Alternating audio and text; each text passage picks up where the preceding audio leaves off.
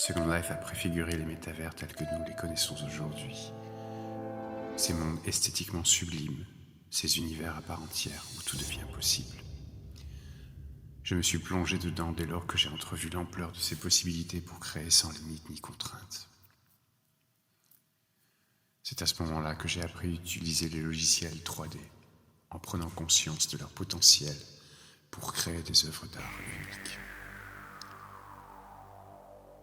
Les métavers se dévoilent souvent comme des contrées féeriques où les lois du réel s'effacent. Dans l'enceinte de Second Life, j'ai érigé mon laboratoire artistique, le Theos Art Lab, en 2010, dont l'influence a marqué toutes mes créations ultérieures.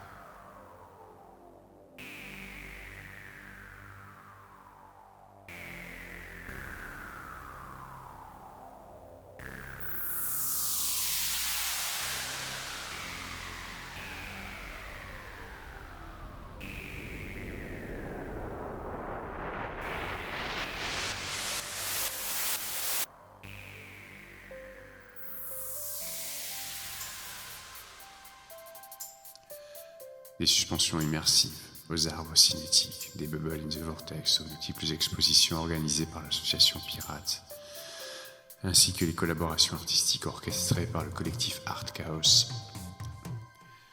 Chaque réalisation fut une explosion de créativité. Tous les artistes se surpassaient pour créer quelque chose de nouveau.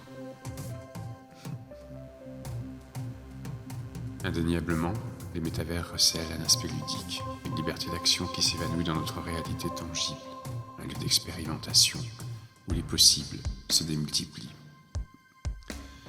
Une enceinte propice au dialogue, aux expositions, où naissent des visions inédites du monde qui nous entoure.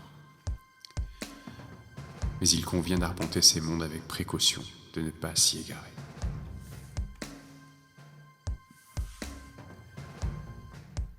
Ils se présentent comme des outils exceptionnels de transmission des connaissances, de simulation de la créativité et de tissage de liens sociaux. Lorsque j'évoque les interactions sociales, j'ai souvent été confronté à des artistes des métavers qui, ayant perdu leur capacité d'agir dans le monde réel, se projettent entièrement dans ces contrées virtuelles. C'est là qu'ils trouvent une opportunité unique de s'accomplir, une réalisation qui échappe à tout autre espace.